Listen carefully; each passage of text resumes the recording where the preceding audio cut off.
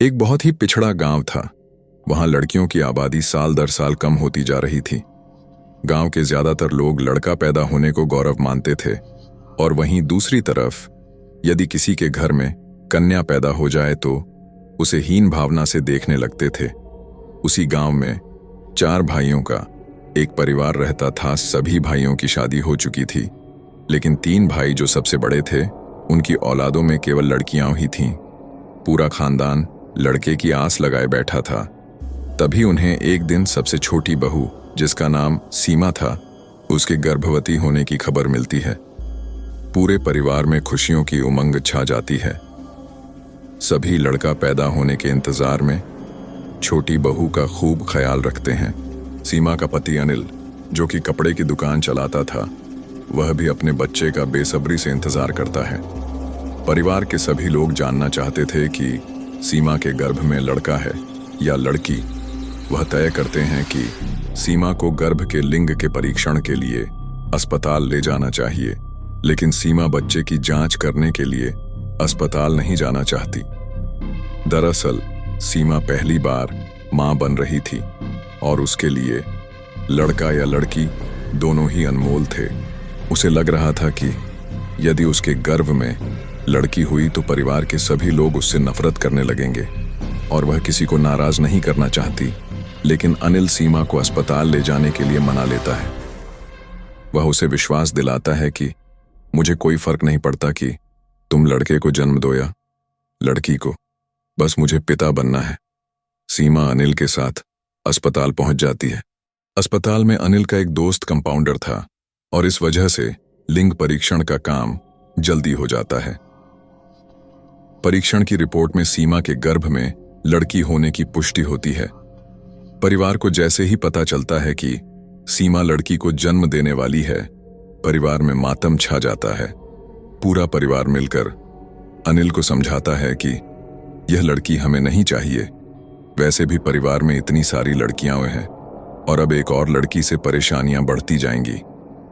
अनिल अपने भाइयों की बात में आ जाता है और सीमा को गर्भपात करने के लिए मनाने की कोशिश करता है, लेकिन सीमा अनिल को गुस्से से चिड़चिड़ाते हुए कहती है, तुम पागल हो, मैं किसी भी कीमत में अपनी बच्ची को नहीं मारने वाली। सीमा और अनिल के बीच इस बात को लेकर कई दिनों तक झगड़ा चलता है।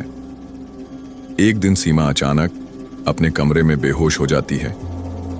अनिल उसे उठाने की कोशिश करता है, लेकिन जब उसे होश नहीं आता तो वह उसे अस्पताल ले जाता है और इलाज के बहाने अपने दोस्त के साथ मिलकर सीमा का गर्भपात करवा देता है।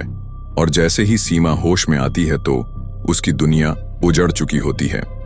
सीमा को पता चल जाता है कि उसकी बच्ची अब इस दुनिया में नहीं रही। सीमा टूट जाती है। उसके परिवार वालों ने ही उसकी मासूम बच्ची छीन ली। सीमा बहुत दुखी थी और उसका गुस्सा बढ़ता ही जा रहा था। अचानक वह अस्पताल के कमरे में चादर से फांसी लगा लेती है, और कुछ ही पलों के अंदर सीमा की धड़कनें बंद हो जाती हैं। सीमा के परिवार को जैसे ही पता चलता है कि सीमा ने अस्पताल में आत्महत्या कर ली है, सभी भागते हुए अस्पताल पहुंच जाते हैं। अनिल सीमा के चले जाने से बेहद दुखी होता है। उसे अंदाजा नहीं था कि सीमा बच्ची के गर्भपात से इतनी दुखी हो जाएगी कि अपनी जान ही दे दे। जो होना था वह हो चुका था, लेकिन अब बारी भरपाई करने की थी। सीमा के अंतिम संस्कार के 13 दिन गुजरते ही अस्पताल में सीमा की भूतियां रूह की दस्तक हो जाती है। डिलीवरी वार्ड में भर्ती सभी बच्चे अचानक अपने अपने बिस्तर से नीचे गिरने लगते हैं। लोगों को समझ में नहीं आता कि एक साथ सभी बच्चे नीचे कैसे गिर गए। हालांकि बच्चों को ज्यादा चोट नहीं आती, लेकिन यह घटना मरीजों के अंदर भूतिया डर बैठाने के लिए काफी थी। इसके बाद अस्पताल में भूत होने की अफवाह तेजी से फैलने लगती है, और लोग इसे भूतिया अस्पताल कहने लगते हैं। अस्पताल में एक औरत बच्चे के जन्म के समय आपातकालीन हालात में एम्बुलेंस से अस्पताल पहुंचती है। औरत की हालत गंभीर थी, इसलिए उसे अस्पताल के कंपाउंडर तुरंत स्ट्रेचर में उठाकर ले जाने लगते हैं, लेकिन वह उनके हाथ से छूटकर हवा में लटक जाती है। उसे ऊपर लटका देख वहां मौजूद सभी डर की वजह से इधर उधर भागने लगते हैं, और कुछ ही समय में वह ऊपर से नीचे गिरती है और उसे सर में जोरदार चोट लग जाती है, जिससे उसकी जान चली जाती है।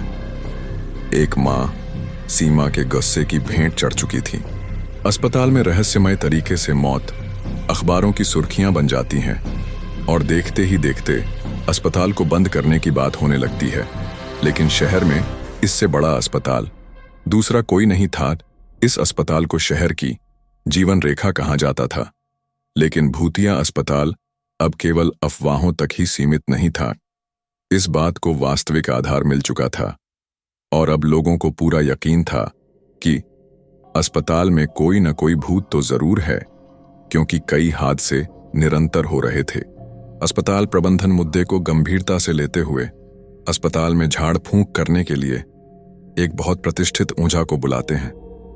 ओझा अस्पताल के कमरे में मंत्रों से सिद्ध किया हुआ नींबू रखकर सीमा की रूह का पता लगा लेता है।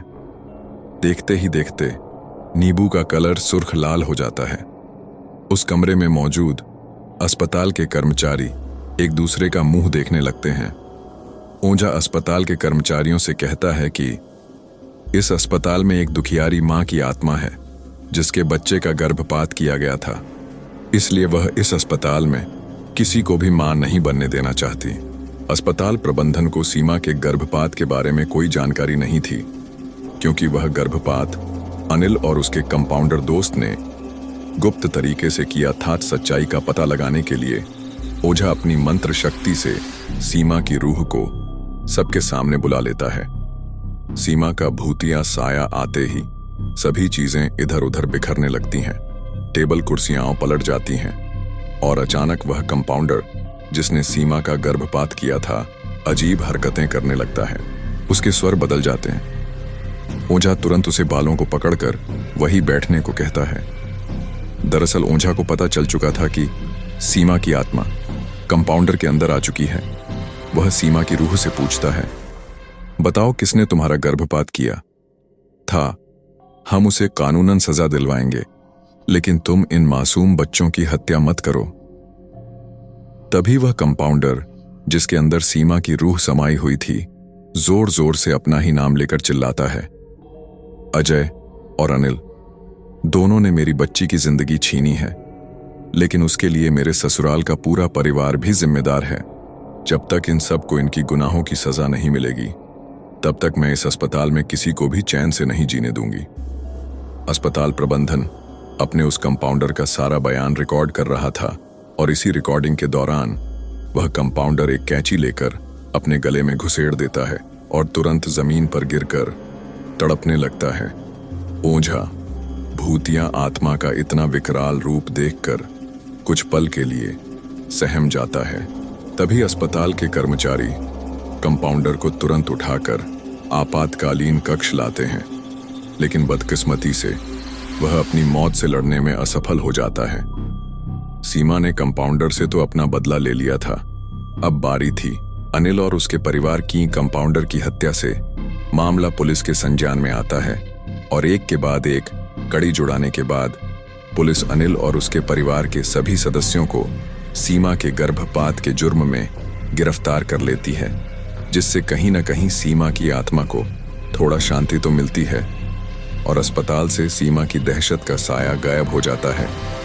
और इसी के साथ ही भूतिया अस्पताल की हिंदी हॉरर स्टोरी समाप्त हो जाती है।